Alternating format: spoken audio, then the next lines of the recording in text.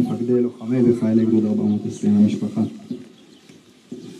בחילו ורעדה ובהרבה ענווה אני מקבל על עצמי את המסע הפיקוד של הגדוד במלחמה. אני מתחייב לפעול ולעשות ככל שיוכל כדי לעמוד בכל משימה שתוטל על הגדוד, להכין ולאמן את הגדוד בצורה הכי טובה והכי קשה כדי להיות נכונים ומוכנים למורכבות ולחשיבות של המשימות שיוטלו עלינו בתקופה הקרובה. ירדוף אויביי ואשיגם ולא אשוב עד כלותם. המשפט שאתם רואים מתנוסס עכשיו מאחוריי בלוגו של הגדוד. משפט שטבע אותו דוד המלך, שר הצבא הראשון שעמד בראש ביסוד של העם היהודי כאן בארץ ישראל, והפך החל מהשבוע האחרון להיות המשפט המוביל והחזון של גדוד 420. מתוך תחושת שייכות וחיבור עמוקים להיסטוריה ולמורשת של העם היהודי כאן בישראל, אנחנו מרימים בגאון ובגאווה את המילים האלו.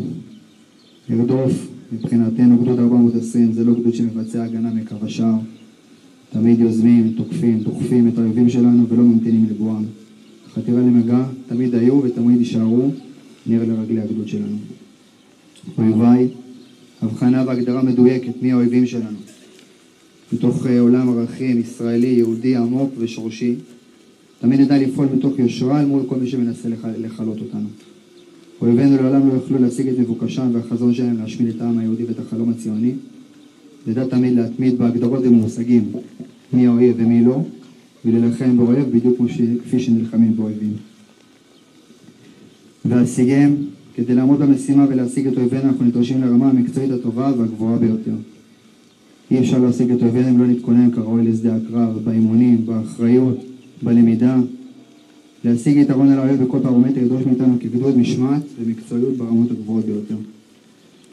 נזכור תמיד שכל התרשלות והצלנות במקצוע הצבאי שלנו לא פוגעים רק במי שמתרשל, אלא במסגרת שלנו כולם. כמו שאמר הרמב"ם, ולא עוד אלא שכל בני ישראל תלויים בצווארו, ואם לא ניצח ולא עשה מלחמה בכל ליבו ובכל נפשו, הרי זה כמי ששפך דמי הכל. ויש לנו אחריות גדולה מאוד על הדבר הזה. אנחנו מחויבים לעם ישראל ולמדינת ישראל להכשיר את עצמנו לכל מורכבויות המלחמה, גם ברמה הטכנית וגם ברמה המנטלית. ולא אשוב עד כלותם, אריאל שרון, אנחנו יוצאי גדוד 890, טבע את המשפט, לא חוזרים עד שמבצעים. תן לנו את הזכות לחשוב אחרת. אנחנו מחויבים לעמוד בכל משימה ומשימה, ולבצע אותה ללא משוא פנים עד הניצחון. כפי שדרש דוד בן גוריון מההנהגה המדינית בתש"ח 1948, וכך הוא אמר להם: נרכז תמצית חיינו, כל החושים ורמ"ח האיברים ברצון אחד ויחיד, ברצון לנצח. בלעדי זאת לא לעמוד במבחן היום, ואם לא נעמוד במבחן, נשב כל הדיבורים על גאולה ומדינה ותיקון עולם ועתיד וחירות. הבחירה האמיתית היחידה היא ניצחון במלחמה, זהו מבחן הרצון שלנו. ככה הוא אמר להם.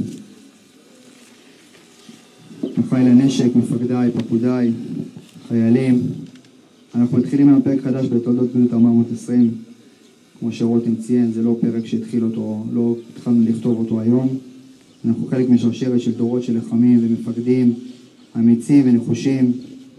שרשרת שהתחילה עוד במלחמות של אברהם אבינו פה בכיכר סדום עם 9 המלכים, ודוד המלך והחשמונאים והמכבים ובר כוכבא, ומלחמות היהודים במסעות הצלב ובאינקוויזיציה ובכובש המוסלמי, ועד כמובן ימי שיבת ציון וגאולת ישראל בדור האחרון.